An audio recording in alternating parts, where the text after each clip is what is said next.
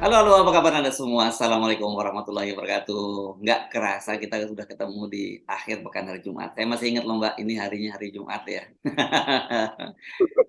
Iya, soalnya yang dulu pernah diprotes ya, Mas Ersu padahal bukan bukan lupa hari Jumatnya dan pasti nggak lupa untuk sholatnya, tapi pemirsa off the record kemudian karena sangat sensitif ya dengan yang seperti itu, jadi dikiranya Mas Ersu, wah lupa dong kalau hari ini hari Jumat, padahal Mas Ersu nggak pernah lupa itu. Kalau sholat Jumatnya ingat, tapi kalau bawa itu, oh ini menjelang akhir pekan, apa itu pasti itu Iya, yang memang itu culture kita sebagai wartawan kan kita memang nggak kenal hari-hari libur gitu ya. ya. Ya, orang Mhm, lain mungkin liburan kita malah masuk. Kan itu biasa pekerjaan wartawan seperti itu betul. dan itu akhirnya jadi kebiasaan gitu dan kita juga tidak terbiasa menikmati jalan-jalan ke kota lain itu cuma liburan semata, biasanya pasti liputan kan gitu-gitu. Ketika ketika sekarang misalnya udah pergi lagi ke jalan-jalan kemana nggak liputan tuh jadi kayak orang bingung juga gitu. Begitulah Iya iya. namanya DNA, Mhm, memang DNA wartawan, jadinya udah sulit untuk mhm, diubah. Makanya saya kira ngubah mhm. habit orang-orang gitu yang itu nggak mudah lah gitu ya. Iya iya. Oke. Kadang-kadang kita kalau bergaul begitu Mas Ersu, kita kan kemana-mana kita harus selalu tahu 5W1H. Itu Mhm. kadang-kadang annoying ya buat orang-orang sekeliling kita kayak Yes misalnya yes yes, pasangan kita atau anak kita. Kenapa sih harus tahu ini letaknya di mana, sebelah mana ini? Udah nikmati aja ada apa, gitu. kenapa itu udah jadi built in gitu ya. Betul, ini sejarah tempat ini gimana ya? Kan kita selalu seperti Yes itu. yes Tapi yes yes orang lain kadang kan tidak berpikir yes. ke sana. Ya itu dan benar berkaitan itu dengan saya selalu juga mengingatkan kan saya kalau dapat kiriman berita gitu, saya tidak pernah langsung begitu oh beritanya bagus gitu ke sana apalagi yang screenshot saya kirim langsung ke orang lain. Saya mesti cek apa ini Mhm. beritanya kok curiosity kita dan skepticism kita kan langsung langsung apa ya otomatis gampang gitu. Tapi alhamdulillah itu kan menyelamatkan kita untuk tidak Ya. menyebar hoax, untuk apa tuh selalu biasa verifikasi gitu ya Mbak. Dan itu penting saya kira dilakukan oleh teman-teman juga setiap kali dapat berita jangan langsung dikirim ke orang lain gitu belakangan ternyata oh itu bukan nggak benar beritanya. Nah kita coba bicarakan hal-hal yang benar saja ini yang berkaitan Ya. yang terbaru ya. Saya kira Mhm. saya sih usul ada dua topik yang saya kira sangat kuat sekali soal BTS itu udah berkembang Ya. kemana-mana dan Mhm. sebenarnya ini sinyalemen orang sudah lama bahwa ini bukan hanya kasus yang menimpa Jody G Plate sendiri, artinya bukan hanya pada Nasdem, tapi ini jadi bancaan proyek ini karena anunya gede banget gitu ya. Dan Betul. ini pun juga sudah waktu itu diingatkan oleh anu ya koordinator MAKI Masyarakat Mhm. Anti Korupsi Indonesia ya Mhm. Boyamin Saiman yang menyatakan bahwa ini mengalir ke semua partai politik. Dan sekarang juga halus ini secara halus Sahroni ya Ahmad Sahroni bendahara umum Nasdem Mhm. bilang kayaknya nggak mungkin deh kalau Johnny G Plate main sendirian. Ya iya, kalau main sendirian bisa Iya. muntah. Nah, ini makanya itu kemudian sejak awal orang orang melihat bahwa ini kasus mesti mesti kita tegaskan lagi kasus korupsinya yes, tapi kasus Mhm. kemudian dimanfaatkan untuk kepentingan politik itu kan Betul. yang sekarang. Nah, mari kita bahas soal itu karena kemarin kok orang juga tiba-tiba terkejut, loh, ada apa kok tiba-tiba Kementerian Sosial digerebek oleh KPK kan? Ya kan? Kan kita sekarang udah tahu nih KPK ini memang bagian dari memang dia rumpun eksekutif. Ya, jadi nggak perlu Mhm. dibantah lagi rumpun Ya. eksekutif dan dia itu menjadi bagian dari yang bertanggung jawab langsung ke presiden. Jadi kalau kemarin nah ini kita kaitkan juga kalau kemarin kemudian Mahkamah Konstitusi itu mengabulkan permohonan judicial review berkaitan dengan Mhm. masa perpanjangan jabatan pimpinan KPK, Komisi 1 KPK. Kemudian Iya. alasannya itu karena independensi, karena kalau kalau 4 tahun sekali itu kan katanya ada potensi anggota DPR dan presiden itu bisa melakukan seleksi atau ya seleksi sampai sampai 2 kali lah gitu ya. Dan Mhm. ini Ya. berkaitan dengan independensi Mhm. dari pimpinan KPK. Sekarang udah nggak independen gitu, ngapain dipersoalkan ya, ditambah masa jabatannya ya tetap nggak independen, apalagi peluang untuk sampai menilai atau seleksi sampai 2 kali itu katanya bisa terjadi 20 tahun sekali itu potensi Mhm. terjadinya kan begitu kalau kita Mhm. baca pendapat dari Hakim Agung Saldi Isra kemarin ya Mbak Mhm. ya. Mhm. Nah ini menarik tetapi justru kita akan membaca berita di balik beritanya Mbak. Yang Mhm. menguat Ya. sekarang ternyata bukan Mhm. soal perpanjangan masa jabatan pimpinan Mhm. KPK. Ya. Itu juga persoalan karena Ya. kok tiba-tiba kan sekarang KPK ini kan akhirnya akan selesai masa jabatannya setelah Ya. semua gelaran politik ini Mhm. berakhir. Jadi artinya mereka masih tetap bisa jadi alat kekuasaan untuk menentukan jalannya pemilu dan pilpres. Tetapi yang justru orang khawatir itu sekarang, yang rumor kuat itu adalah ternyata isu mungkin MK juga akan mengabulkan gugatan yang sudah dilakukan oleh PSI, yakni berkaitan dengan usia, batas minimal usia dari calon presiden, ya, yang dari 40 tahun itu turun jadi 30 tahun, dan itu artinya Gibran itu bisa menjadi calon wakil presiden yang rame itu akan diusung bersama dengan Prabowo Subianto. Itu Mbak sebenarnya yang sekarang justru rame muncul kembali. Oke, saya usul itu dua itu yang kita bahas, Mbak. Iya, sepertinya cukup dua itu saja. Itu pasti sudah akan panjang, Mas Hersu. Ya, Iya, oke. ya. Silakan, Pak, Anda mau mulai dari mana nih? Enak, yang terbaru aja dulu ya, yang soal usia gugatan yang batas usia calon presiden dan calon wakil presiden ya, Mbak ya. Iya, ya. Jadi memang ini kita sebetulnya sudah menengarai ini begitu ya, jauh-jauh hari, bahwa ini bermuaranya akan kemana begitu. Karena gugatan dari PSI ini kan dimulai pada bulan Maret yang lalu dan sampai sekarang belum ada keputusannya begitu. Dan apa yang dikatakan oleh PSI ini, kita kan tahu ya hubungan antara Gibran dengan PSI ini cukup dekat, Mas Hersu. Jadi pada waktu Gibran ingin menjadi wali kota Solo, dulu mengajukan wali kota Solo sebelum kemudian diusung oleh PDIP, itu kan akan maju sebagai independen, dan pada waktu itu kita ingat PSI mengumpulkan sudah puluhan ribu KTP gitu untuk mengusung Gibran. Jadi modusnya hampir sama dengan yang dilakukan oleh teman Ahok, yang akhirnya teman Ahok ini kan banyak yang masuk juga ke situ ya. Ketika di Jakarta dulu mengumpulkan KTP begitu. Ketika itu kalau di Jakarta waktu itu akan mengumpulkan 1 juta KTP atau berapa, kalau di Solo kalau tidak salah sekitar 40.000 KTP gitu dikumpulkan untuk Gibran sebelum akhirnya kemudian diusung. Nah, dari sini juga kita melihat bagaimana kita melihat dulu nih hubungan PSI dengan Gibran ya. Dan kemudian ketika Mas Hersu ingat ketika pertengahan Mei kemarin, kalau tidak salah tanggal 12 Mei, Gibran kemudian menjadi seolah among tamu bagi ketika PSI mendaftar ke KPU ya. Betul, betul ke Gibran. KPU Solo. Ya, di media digambarkan dia sampai berdiri 37 menit menunggu kedatangan tim PSI untuk mendaftar ke KPU kan. Padahal dia ini kan kader PDIP kan begitu ya dari situ. Iya, betul. Dan kita masih ingat bagaimana hubungan PSI dengan PDIP itu hubungan yang tidak harmonis begitu ya. Bahkan sampai sekarang PSI bukan nggak harmonis, malah dianggap PSI itu dianggap nggak ada. Betul. Dianggap partai yang ya tidak tercatat, tidak ada begitulah ya. Kalau anak-anak sekarang memang akan ngomong gini, emang siapa lu? Kira-kira gitu ya. Iya, dan itu belakangan ini sangat sangat diprotes gitu ya, diprotes oleh Adi Armando. Kan kita tahu sebelumnya protes-protes PSI itu anak-anak mudanya begitu ya, itu sering sekali dilontarkan. Tapi belakangan ini kemudian karena Adi Armando kan sudah mengundurkan diri dari ASN, kemudian masuk ke PSI, nyalek dari PSI, dan kemudian ini agak-agak teramplifikasi sih apa yang diungkapkan oleh Adi Armando, karena dia memiliki channel di Cokro TV itu, Mas Hersu, dan kemudian ya memiliki pengikut yang lumayan begitu ya, dan dia memprotes ini sikap dari PDIP yang dianggap sombong dan sebagainya.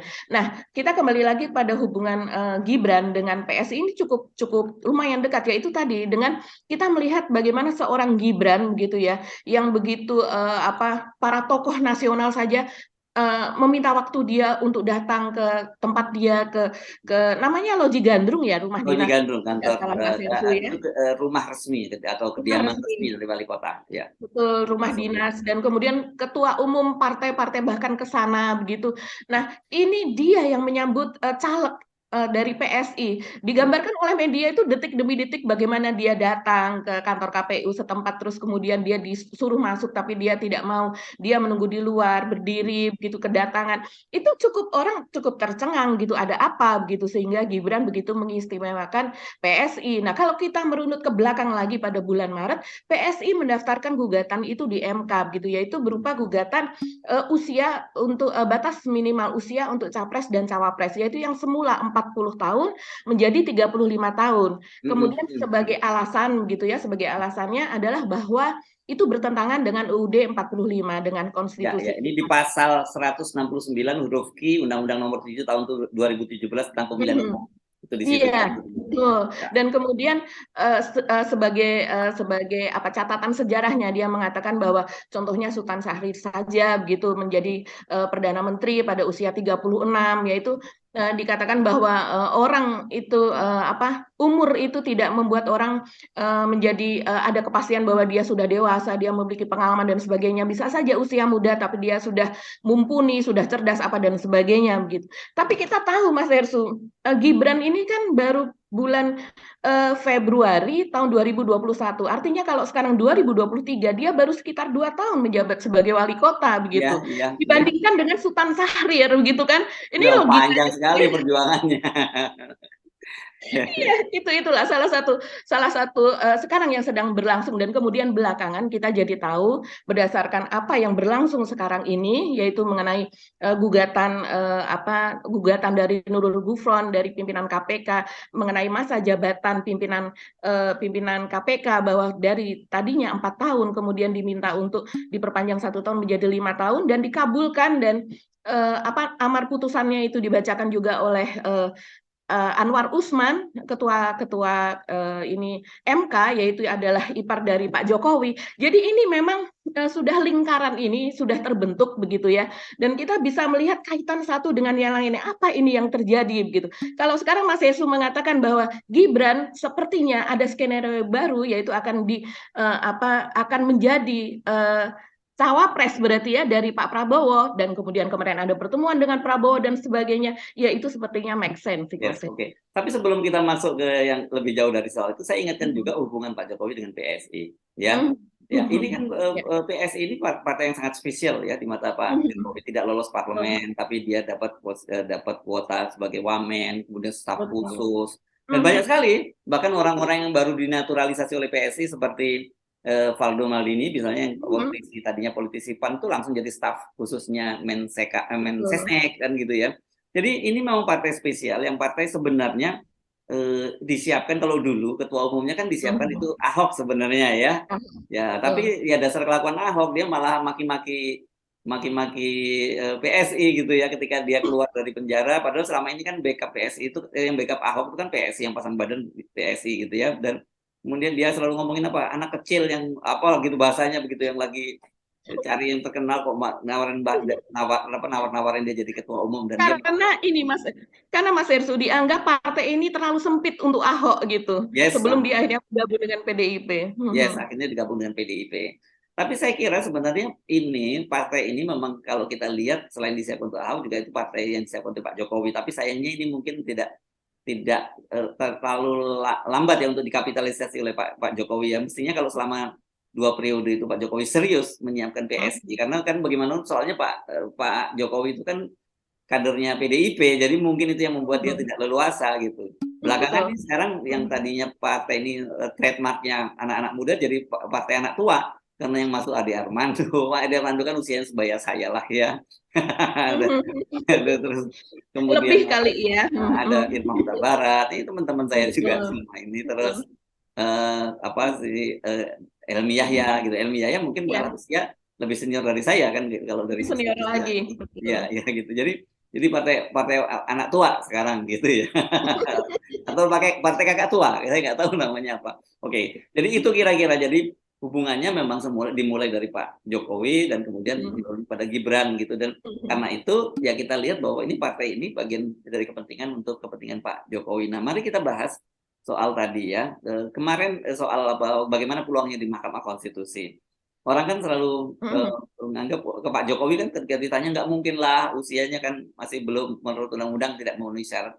Ya itu kan undang-undangnya, dan undang-undang itu bisa dengan mudah sekarang diubah oleh Mahkamah Konstitusi. Dalam kasus ini kan ada beberapa undang-undang yang harusnya itu bagian yang disebut namanya open legal policy, kayak gitu ya, yang artinya open legal policy itu adalah kewenangan dari pembentuk undang-undang, dalam hal ini pemerintah dan DPR. Tapi itu kan diambil alih oleh Mahkamah Konstitusi dalam soal usia dan begitu. Terus kalau masa jabatan dan sebagainya itu kan itu kesepakatan itu sebenarnya lebih pada open legal policy kan, yang begini-begini ya. Itu Nah, ini sekarang diambil alih oleh Mahkamah Konstitusi. Makanya Ahmad Saroni kan wakil ketua Komisi 3 menyatakan dia heran banget itu dengan apa langkah yang diambil oleh Mahkamah Konstitusi. Kata dia kalau gitu sekalian aja usul anggota DPR juga diperpanjang deh masa jabatannya kan gitu, dan itu bisa dilakukan. Dia itu sinisme dia gitu, karena dan dia berencana memanggil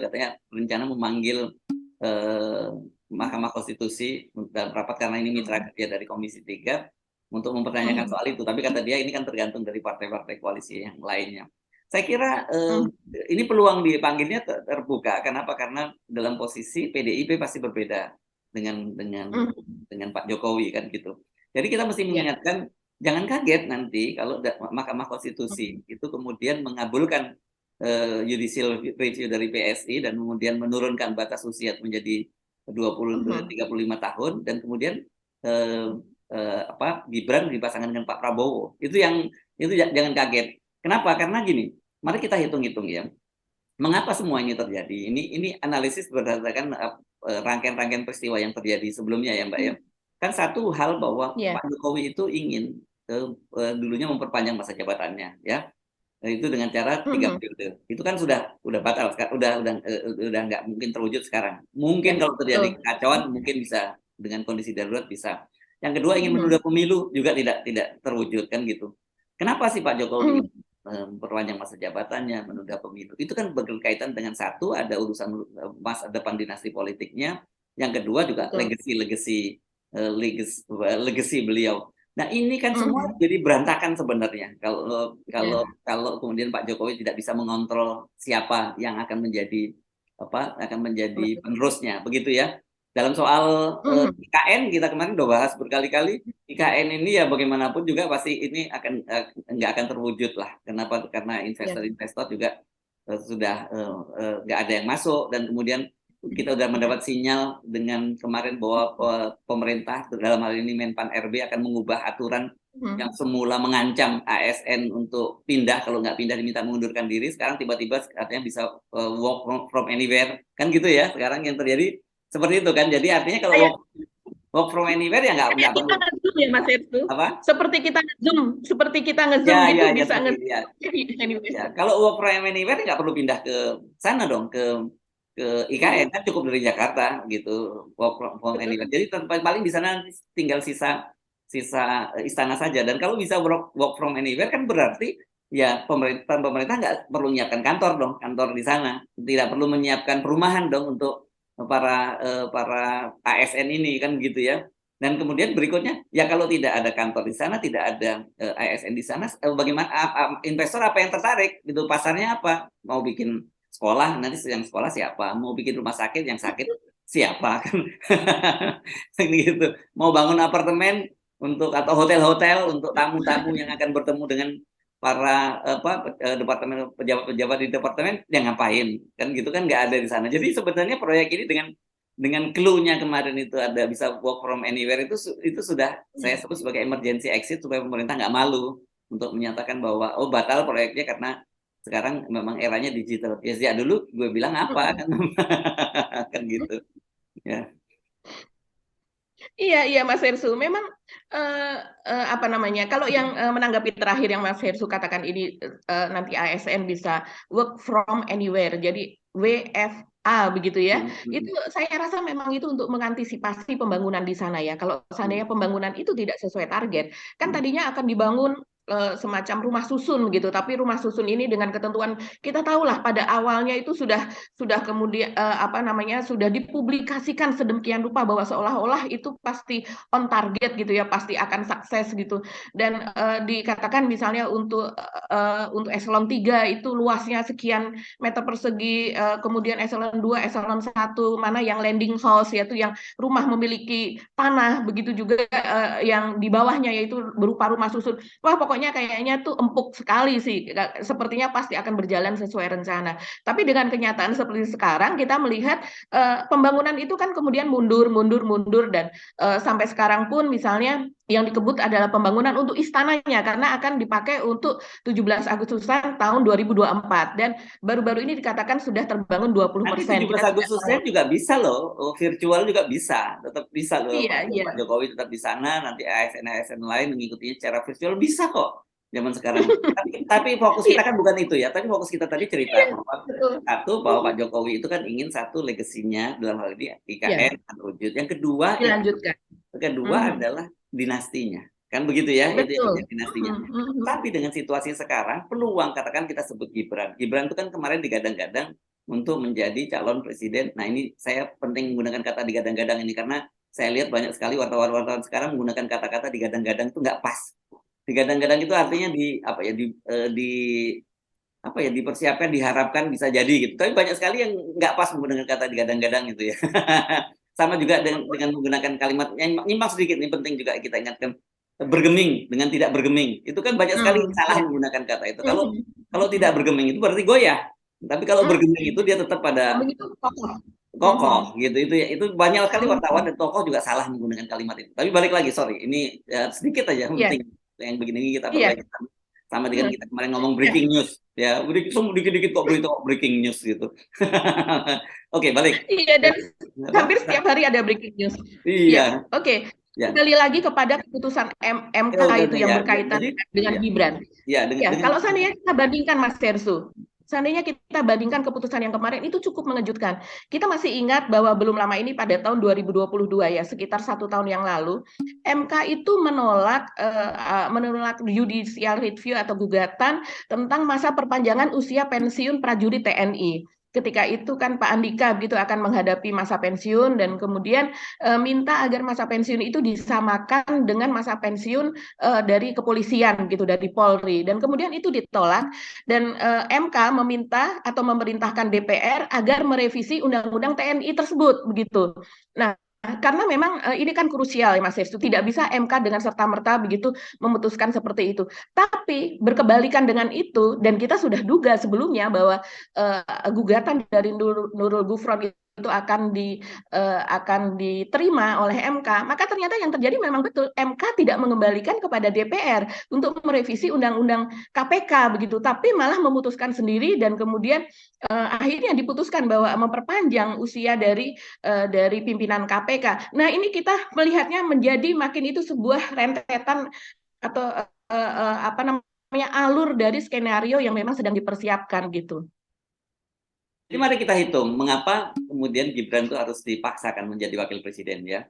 Kalau Mhm. dengan skenario, kalau katakanlah dengan skenario tetap dia ingin naik kelas hanya menjadi calon gubernur, itu saya Mhm. kira dengan posisi sekarang Pak Jokowi pecah kongsi dengan Ibu Megawati, peluang dia ini kan diantara yang paling kuat kan disebutkan dia tadinya kalau kalau nggak Jawa Tengah dia DKI Jakarta. Saya pikir pasti peluang yang paling besar itu di Jawa Tengah karena itu kan Jawa Tengah.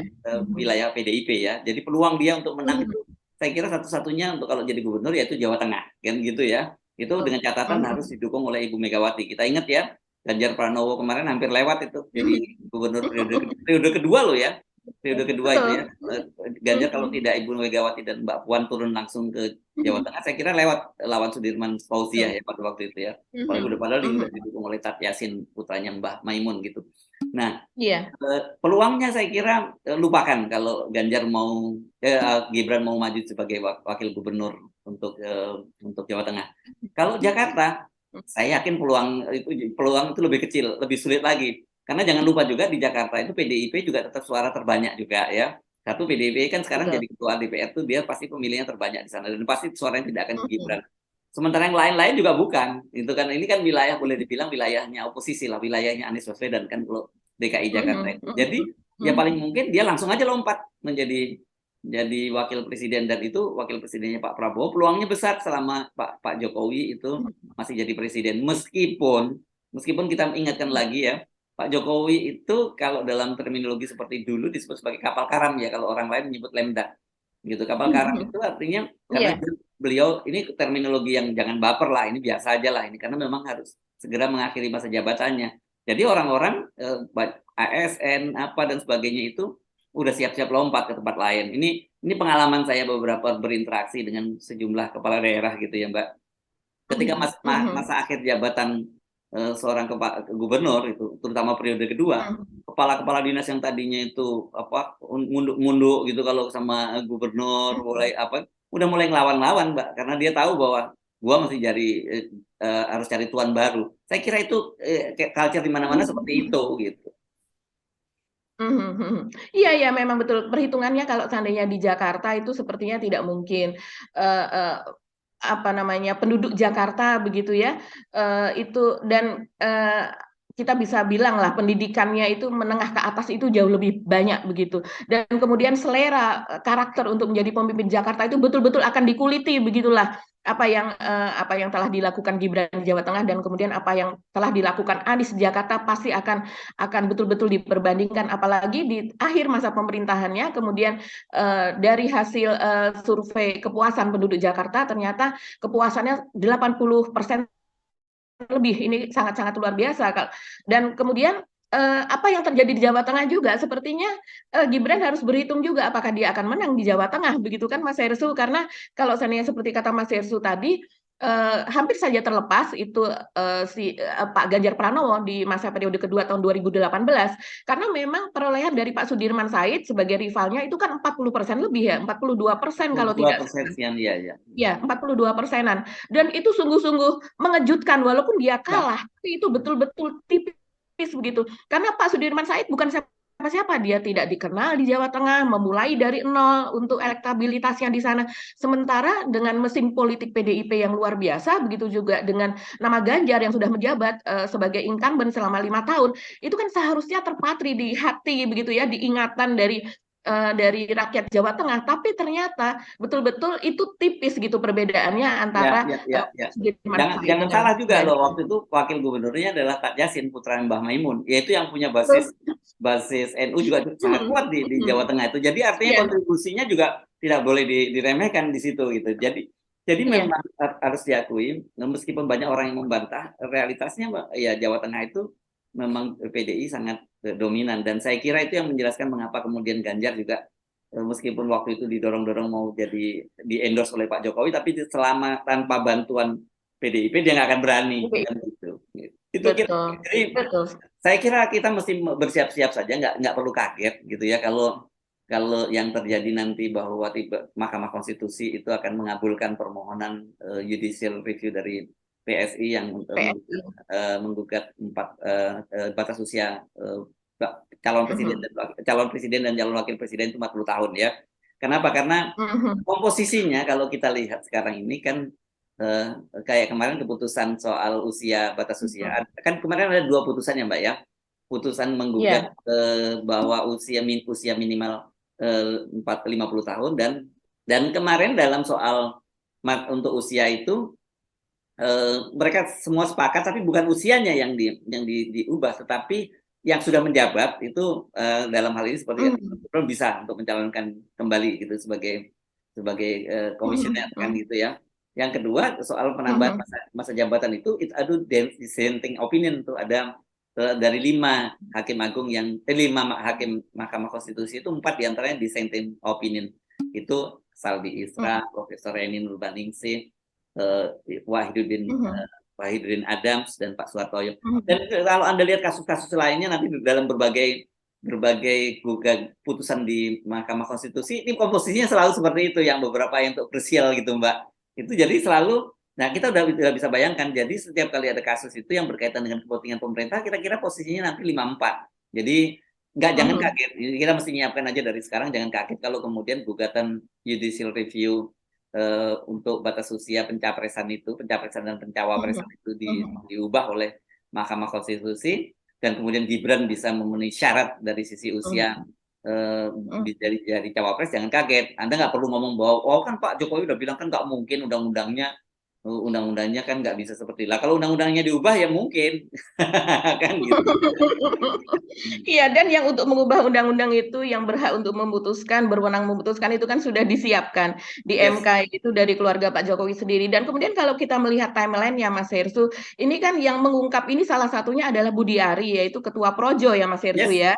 Ya, ya. Iya, yang mengungkapkan bahwa ini adalah salah satu yang dibicarakan begitu pada pertemuan Pak Prabowo dengan Gibran beberapa waktu lalu di Omah Semar, Jumat pekan lalu kalau tidak salah, yang kemudian menjadi persoalan bagi PDIP dan Gibran pada hari Senin berikutnya itu diundang ke DPP PDIP begitu ya untuk dinasehati. Dan kemudian kita lihat ini kalau secara timeline Pak Prabowo itu sesudah itu kan sesudah bertemu dengan beberapa pihak begitu ya. Terus kemudian ke Malaysia untuk menghadiri semacam eksibisi atau pameran namanya Maritime and Aerospace Exhibition apa begitu something, dan kemudian di sana ketemu juga dengan Perdana Menteri Anwar Ibrahim kurang lebih, dan saya baca bahwa Pak Prabowo akan stay di Malaysia itu hingga tanggal 27 Mei begitu. Tapi kemudian kemarin ternyata Pak Prabowo itu bertemu dengan tiba-tiba sudah datang, sudah kembali ke Indonesia dan kemudian langsung bertemu dengan Pak Jokowi di Istana Bogor begitu. Ini yang menjadi pertanyaan, sepertinya ada sesuatu yang urgent yang dibicarakan.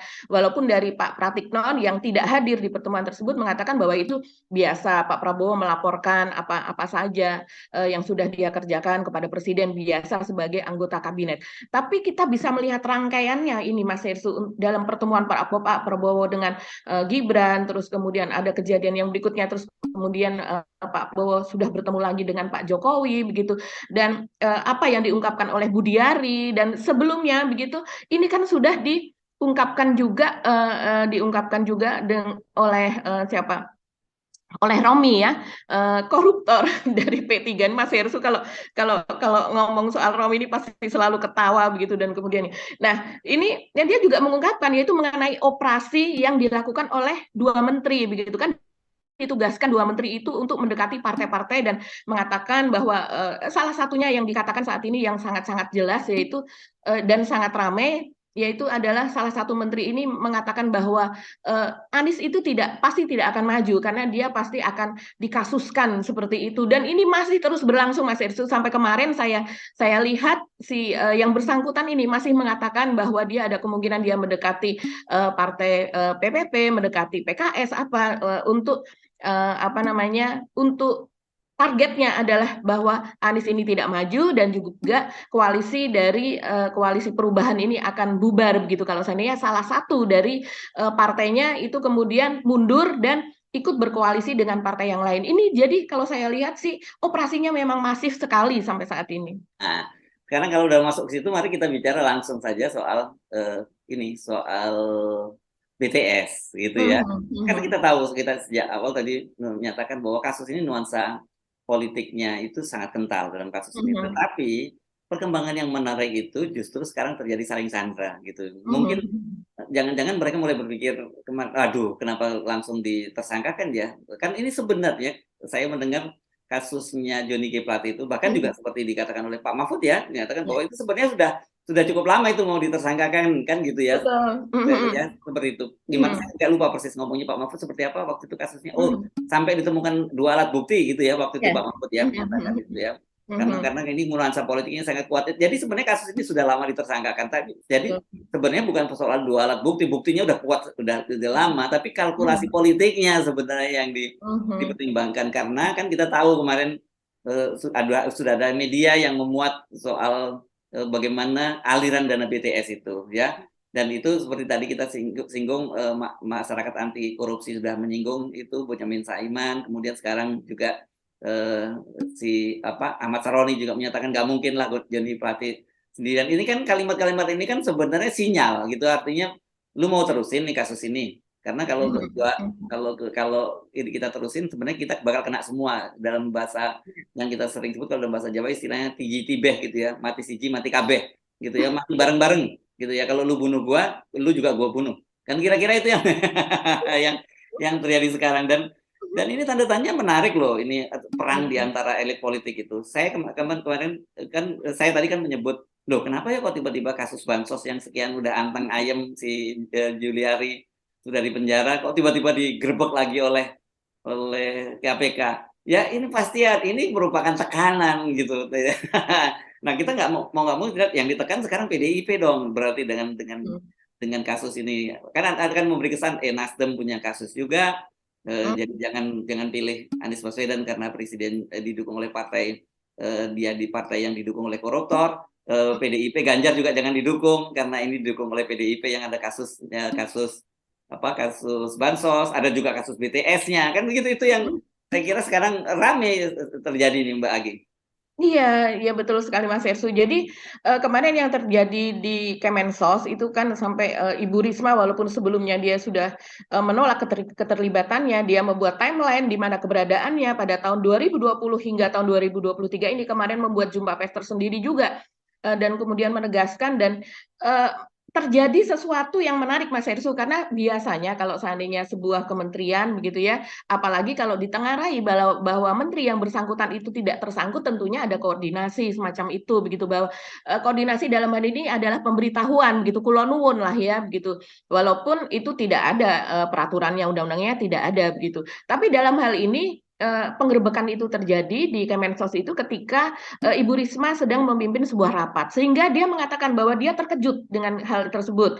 Tapi kemudian pihak KPK bertemu dulu dengan Ibu Risma mengatakan bahwa ada sebuah ruangan di lantai tertentu yang kemudian akan diperiksa begitu, dan tapi itu tetap membuat Ibu Risma kaget begitu apa yang terjadi, dan kemudian dia akhirnya meneruskan rapatnya. Nah, dalam hal ini kita bisa melihat ini, Mas Hersу katakan tadi sebagai tekanan begitu ya. Iya, ini mungkin dimaksudkan seperti itu sehingga walaupun Ibu Risma yang kena ataukah itu Juliari yang kena begitu ya, karena sebelumnya menterinya adalah Juliari Batubara, dua-duanya dari PDIP begitu. Dan kemudian kalau seandainya pun ini menyangkut kepada Juliari, kita tahu sendiri sebelumnya kasus Juliari itu menyangkut kepada ada bagian dari korupsi itu yang kemudian masuk ke partai begitu, Ya, walaupun ya, ya. bukan di Dan pusat. tapi kan sudah dilokalisir sebetulnya Betul, kasus Juliari betul. ini sudah dilokalisir, ya udahlah Mhm, cukup kena Juliarinya dan kemudian hukumannya juga tidak terlalu berat. Tapi mhm. kenapa kok sekarang dibongkar lagi? Nah, itu dia, apalagi nilainya ratusan miliar begitu kan, ditengarai bantuan beras ini ada sekitar 222 ribu ton begitu. Kalau seandainya ini adalah dari tersangka utamanya ini dari ini ya Mas Hestu, pengusaha logistik begitu yang berkaitan lagi-lagi dari bagian saluran logistik itu, perusahaan itu Mas Hestu yang ditengarai ada korupsi ratusan miliar. Tidak mungkin kalau ini juga dimakan sendiri begitu kan, apalagi menterinya dari PDIP. Nah, itu ada kemungkinan juga kemudian akan diutak-atik lah begitu ya keterlibatan ini. Nah, ini memang sudah tidak sehat sih Mas Tesu yang seperti ini. Kalau seandainya memang itu Tidak terjadi sehat buat partai koalisi, tapi sehat buat publik kalau itu semua dibongkar. iya betul. Jadi pertarungan di balik layar ini yang kemudian membuat politik di Indonesia ini sesuatu baru akan dibongkar kalau seandainya memang ada kepentingan tertentu. Kan seperti Yes, itu. ya. Dalam BTS ini menarik ya, karena pertama kan Kejaksaan Agung menyatakan bahwa akan menelusuri kemungkinan adanya aliran dana ke partai politik dalam hal ini Nasdem gitu. Belakangan kan kemudian mulai ngeles, Pak Mahfud juga udah menyatakan nggak ada aliran dana politik, karena di satu sisi dan kemudian Nasdem gantian ngegas kan gitu ya, karena Betul, coba betul. begitu, karena mereka bilang tanggung, gua udah kena duluan nih pada kasus Johnny Plate, jangan berhenti dong. Masa cuman Johnny Plate saja yang kena, kan yang lain juga ada kan gitu. Jadi ini menarik Mbak kasusnya. Jadi begitu Nasdem dikenakan, Nasdem bongkar dorong untuk semua terkena, dan itu ingat ya Pak Surya Paloh pada waktu itu juga menyatakan silahkan bongkar-bongkar semua dari kiri, dari kanan ke kiri, dari timur ke barat semua, dan dia juga minta partai lain juga aliran ke partai lain juga diselidiki kan gitu. Sekarang Pak gantian Kejaksaan Agung dan pemerintah yang mengerem gitu ya, oh nggak ada aliran ke dana ke partai politik, yang coba dilokalisir lah gitu. Dan Betul. kalau maksudnya coba dilokalisir tuh ya udah dong, udah deh gua nggak terusin ya, tapi kita lokalisir aja pada Johnny G Plate gitu, sama dengan kasus kayak di mana di Bansos, dilokalisir aja pada Juliari. Tapi buat apa, buat Nasdem jangan hanya dilokalisir, karena dampaknya ini kan dia sekjen gitu ya, dan itu berkaitan juga dengan pencapresan dari Anies yang diusung oleh Nasdem. Jadi ini memang ini seru ini Mbak. Jadi kalau menurut saya nggak apa-apa, bongkar-bongkaran aja gitu lebih bagus. Jadi siapa sih pemain BTS itu, benarkah cuman Johnny G Plate dan kita yakin itu pasti bukan? Benarkah kemudian grafik-grafik yang beredar itu memang realitas semacam itu? Dan kalau kita belajar pengalaman dari kasus grafik-grafik kerajaan Sambo pada waktu itu, semua itu info itu berasal dari kalangan internal dan kemudian Iya, terbukti betul gitu ya, betul. grafik-grafik itu betul yang pada saat Sambo pada waktu itu. Iya iya, betul sekali Mas Hersu.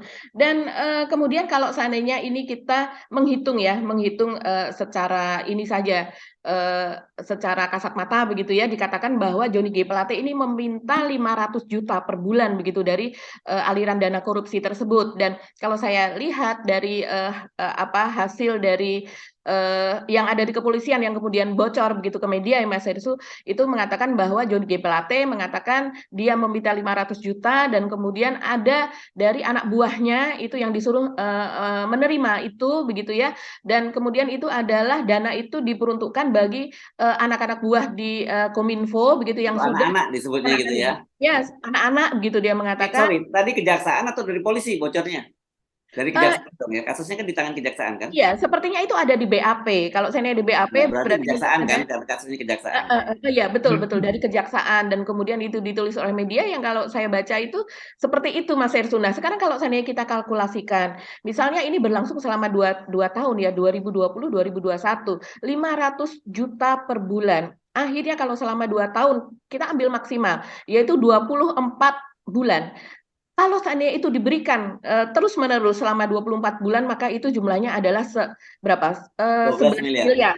12 12 miliar. miliar, jumlahnya adalah 12 miliar. Padahal kita tahu di situ dari BAP tersebut adalah ketika diminta itu tidak serta-merta diberikan begitu. Jadi karena si yang bersangkutan ini yang sekarang sudah menjadi tersangka, ini kemudian mengkonsultasikan lebih dulu dan sebagainya begitu ya. Nah kalau seandainya 11 miliar dari 8 triliun itu kecil sekali. 12 Kalau miliar. buat 12 saya miliar. besar, iya buat saya besar 500 juta aja sudah bisa untuk membeli rumah begitu ya. Tapi kalau kita bandingkan adalah dengan korupsi-korupsi yang lain. Ini korupsi 8 triliun. Masa kemudian Johnny G. Plate begitu ya, itu dalam catatan tersebut kalau seandainya kita akumulasikan dan itu maksimum itu hanya 12 miliar. Kecil sekali. Dan kemudian juga dia meminta sumbangan gitu ya untuk sebuah rumah ibadah untuk gereja sekitar 200 juta katanya begitu begitu. Dan kemudian juga untuk kontraktor BTS tersebut begitu dia meminta itu dan ada satu lagi sumbangan untuk apa begitu. Jadi dalam hal ini kemungkinan memang kemungkinan kalau kita lihat sumbangannya kepada partai ini yang perlu ditelusuri Mas Hersu.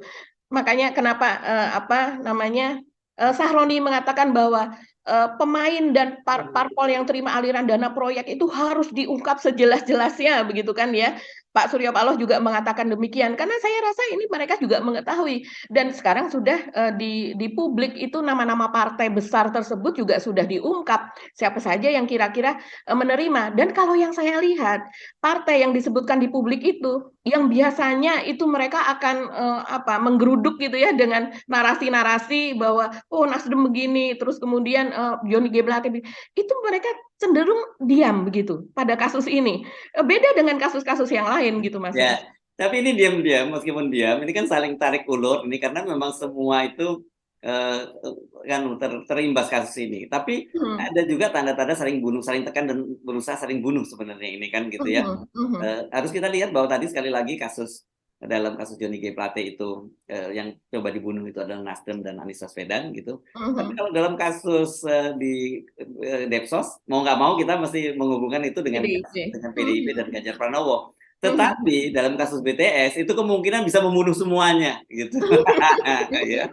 Iya ya dan nama PDIP lagi-lagi begitu ini menjadi kalau di media sosial ya menjadi tersangka dalam tanda kutip. Nah ini harus dijelaskan Ya juga. harus dikelirkan karena Harus jadi dikelirkan. meskipun nggak usah disebutkan bahwa meskipun mereka menyatakan oh ini nggak ada kaitannya dengan Ibu Risma sudah menyatakan ini bukan di masa saya dan sebagainya, tapi sebelum menterinya sebelum Bu Risma itu kader PDIP dan pasti orang kemudian berasumsi seperti itu kan gitu ya, makanya kita menyimpulkan wah kelihatannya PDIP diincar juga ini kalau begitu ya dari situasi semacam ini gitu. Dan kemudian kasus Johnny G. Plate ini juga terjadi pada tahun anggaran 2020-2021 juga ini Mas Herssu.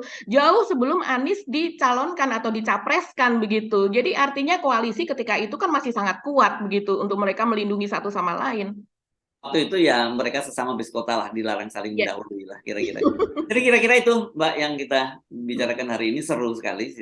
Jadi sebenarnya Anda bisa membaca berita-berita itu dan kemudian Anda sebenarnya bisa menduga apa yang terjadi di bawah permukaan ya yang kita sebut sebagai membaca berita di balik berita. Saya kira kita mesti akhiri perbincangan kita kali ini ya Mbak Agi ya. Oke. Saya Hersuna Arif. Dan saya Agi Beta, terima kasih atas perhatian Anda. Selamat berakhir pekan, terus sehat. Salam 0%. Wassalamualaikum 0%. warahmatullahi wabarakatuh. Waalaikumsalam warahmatullahi wabarakatuh.